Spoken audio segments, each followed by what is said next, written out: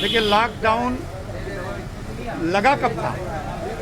ये लॉकडाउन नहीं है, ये आंशिक कर्फ्यू है, जिससे कि कोरोना के सेकेंड वेव पर प्रभावी नियंत्रण भी हो जाए, जीवन और जीविका दोनों चलती रहे। इस भाव को लेकर के आदरणीय योगी जी ने अभियान लिया। मंत्री जी, विशेषज्ञों की राय तीसरी वेव के लिए क्या तैयारियां हैं? भगवान न करें तीसरी वेव आवे, कि मेरी प्रार्थना है भगवान से, लेकिन तीसरी वेव के संभावनाओं को लेकर के अलग अलग स्तरों पर जो भी उपाय किए जा सकते हैं उसके बचाव को के लिए, उसके वेव के आने के बाद यदि कोई बीमार होता है तो इलाज को लेकर के वो सभी व्यवस्थाएं की जा रही हैं। 100 बेड का पीडियाट्रिक आईसीयू तैयार हो रहा है।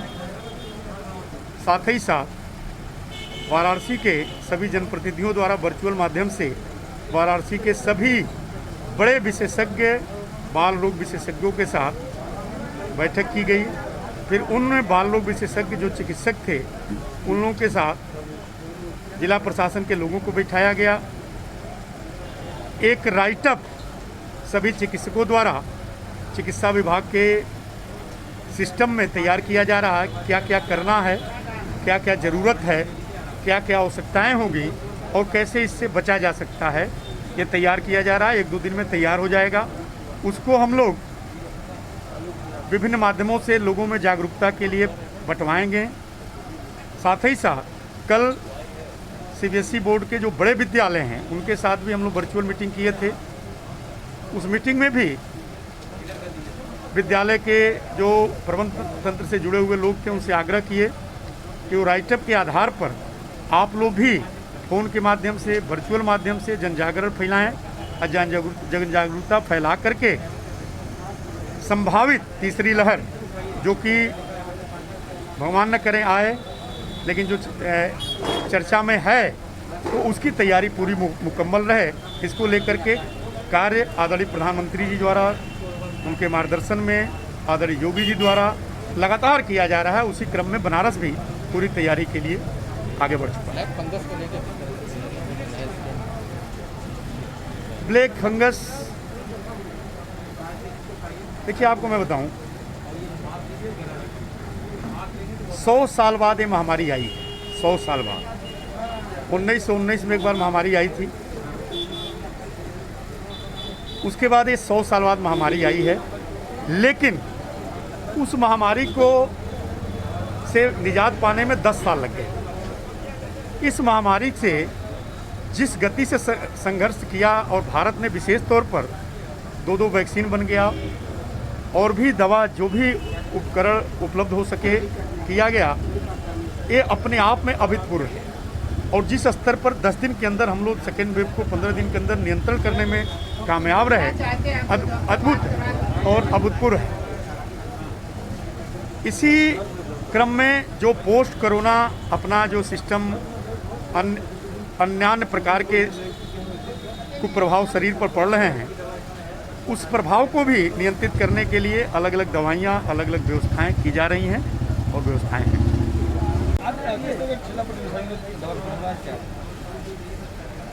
ये आदरणीय प्रधानमंत्री जी के प्रेरणा से माननीय मुख्यमंत्री जी के द्वारा पूरे प्रदेश में ऐसे जो भी लोग जिनको कोई भी ऐसा लक्षण है जैसे सर्दी, जुखाम, बुखार, खांसी, जो कोरोना के लक्षण में आते हैं, उनका जांच रिपोर्ट आवे उसके पहले ही ज्यों ही वो लक्षण शुरू हो उसका इलाज प्रारंभ हो जाए। यह अभियान पूरे प्रदेश में आदरणीय मुख्यमंत्री जी ने माननीय प्रधानमंत्री जी की प्रेरणा से लिया है। पूरे प्रदेश में ये अभियान लेने का जो फ़ायदा हुआ वो आप लोगों को दिखाई दे रहा है कि कोरोना के दूसरी लहर पर एक प्रभावी नियंत्रण आदरणीय मुख्यमंत्री जी के नेतृत्व में उत्तर प्रदेश में किया गया। काशी में सबसे पहले यह अभियान चलाया गया।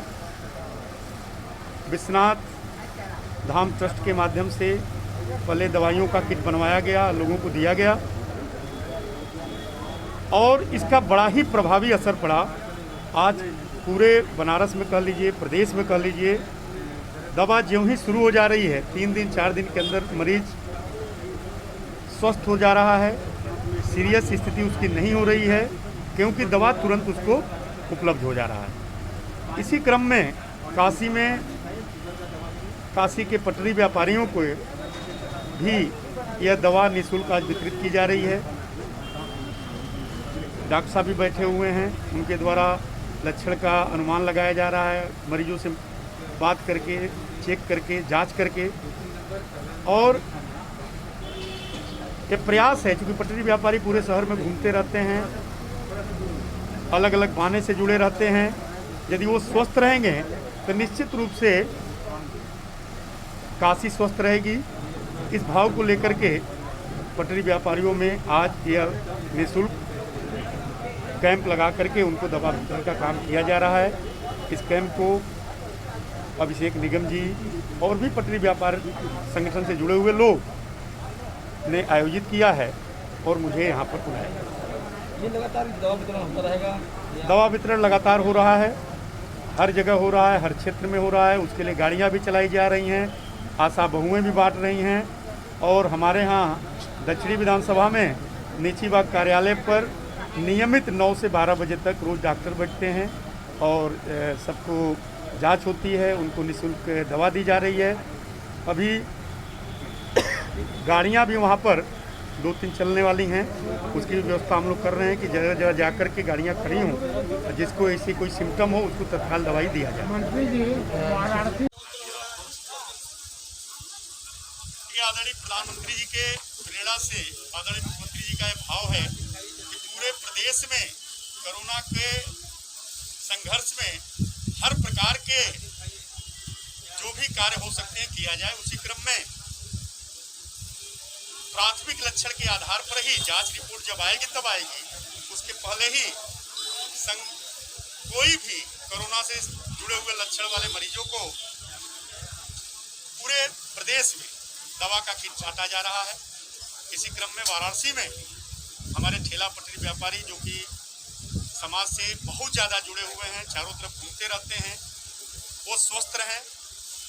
उनको लक्षण के आधार पर यहाँ पर डॉक्टर साहब भी बैठे हुए हैं और पटरी व्यापार संघ के अपने अभिषेक जी हैं, अन्य लोग भी पदाधिकारी हैं, सभी लोग बैठे हुए हैं।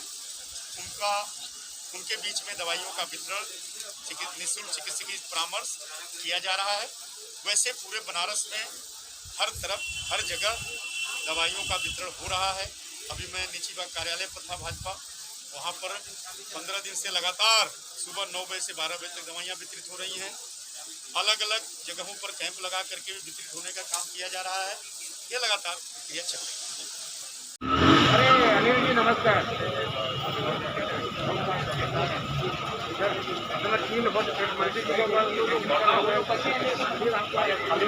अभिषेक निगम, सचिव फेरी पटरी ठेला व्यवसायी समिति।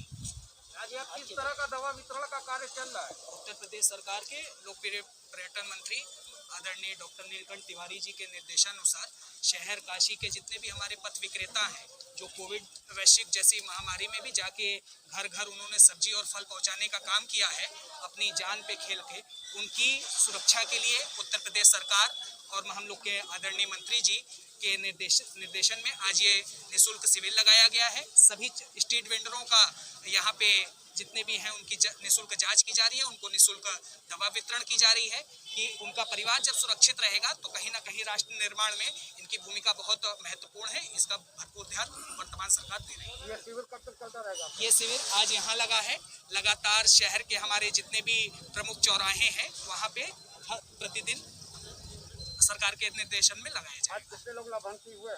शहर के लगभग ये सैकड़ों लोग हैं, लेकिन जो चूँकि कम से कम संख्या भी गाइडलाइन का पालन करना था, इसी सैकड़ों की संख्या में हर चौराहे पे जितने भी चिन्हित वेंडर हैं, सर्वेक्षित वेंडर हैं, उनका चिन्हीकरण किया जाए। आज के शिविर में कितने लोगों को दवा प्राप्त हुआ है? लगभग 80 से 90 लोग हैं और बाकी इसी तरीके की संख्या हर चौराहे पे।